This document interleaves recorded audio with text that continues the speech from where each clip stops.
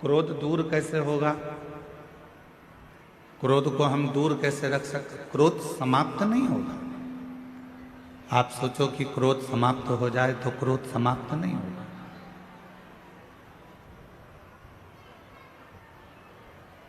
क्रोध थोड़ा सा दूर हो सकता है पर समाप्त नहीं हो सकता।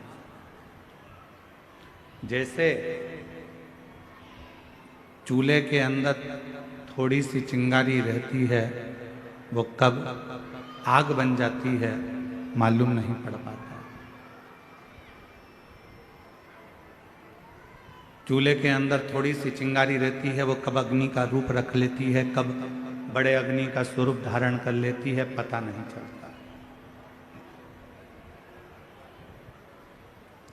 उसी तरह जब हमारे भीतर थोड़ा सा क्रोध होता है, थोड़ा सा गुस्सा होता है, क्रोध होता है, तो वो एक न एक दिन प्रगट में बहुत बड़ी अग्नि का रूप रख लेता है और बहुत अग्नि का रूप रखकर समाप्त कर देता है। वो सब कुछ समाप्त कर देता है।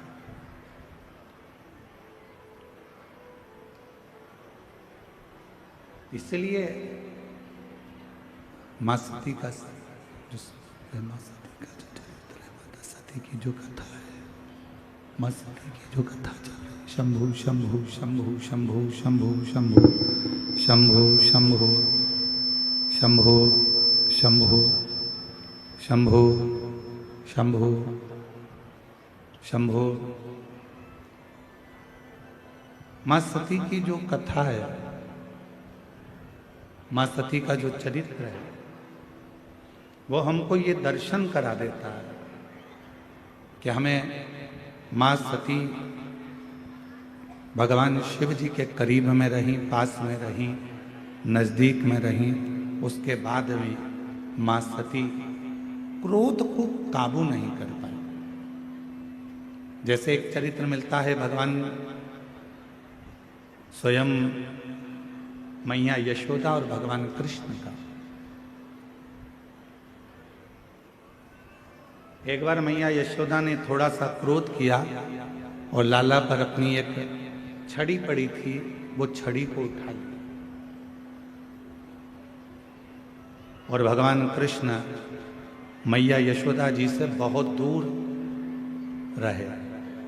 कहते हैं 1 दिन, 2 दिन, 3 दिन तक भगवान कृष्ण अपने बाबा नंदराय जी के पास में जाकर विश्राम किया, मैया के पास ना। क्यों? क्योंकि मैया यशोदा जी ने वो छड़ी अपने पास में रखी। मेरा परमात्मा आपके करीब में कब आता है? जब आपका क्रोध दूर हो जाता है। और जैसे ही क्रोध आपका दूर हुआ, परमात्मा आपके करीब में आ गए, भगवान आपके नजदीक में आ गए। इसलिए जरूरी है कि भजन करते समय, तप करते समय, साधना करते समय, व्रत करते समय, उपास करते समय, भगवान का स्मरण करते समय अपने भीतर कितना भी क्रोध आए, उस क्रोध को थोड़ा सा दूर कर दे। समाप्त नहीं हो सकता। आप सोचो कि हमारा क्रोध हमारे भीतर समाप्त हो जाए, तो वो नहीं। आप सोचो कि मेरा गुस्सा पूरा समाप्त हो जाए, तो वो नहीं हो सकता। वो होगा नहीं, परंतु उसको कंट्रोल किया जा सकता, उसको संयमित किया जा सकता।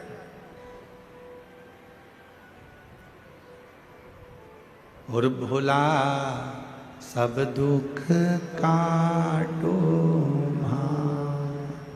ओ भोला सब दुख काटो।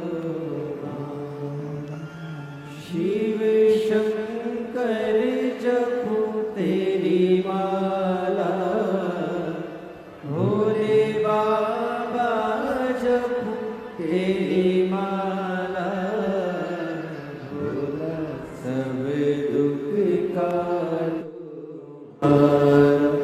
ओ भोला सब दुख काटो। तो क्रोध करना जरूरी है। क्रोध को अपनी ओर संयमित करें।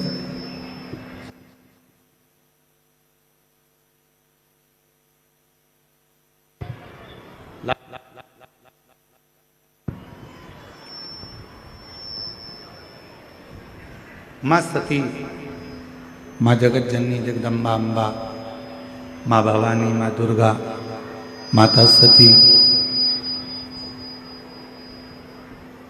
जब मंगल विवाह माता सती का हुआ और सती जी का विवाह होने के बाद भगवान शिव माँ सती को नंदी पर बिठाकर कुंभज बाबा के आश्रम में कथा श्रवण कराने के लिए लेकर जा। थोड़ा ध्यान दीजिएगा कथा पर।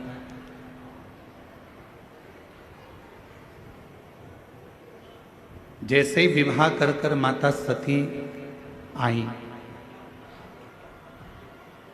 और भगवान देव अधिदेव महादेव ने, भगवान शंकर जी ने, ओघड़दानी ने, भगवान शंभू ने, त्रिकालदर्शी कैलाशी अविनाशी भगवान शिव ने माँ सती से कह दिया कि आपको कुंभज बाबा के आश्रम में हमारे साथ चलना है, अगस्त ऋषि के आश्रम में जाना है,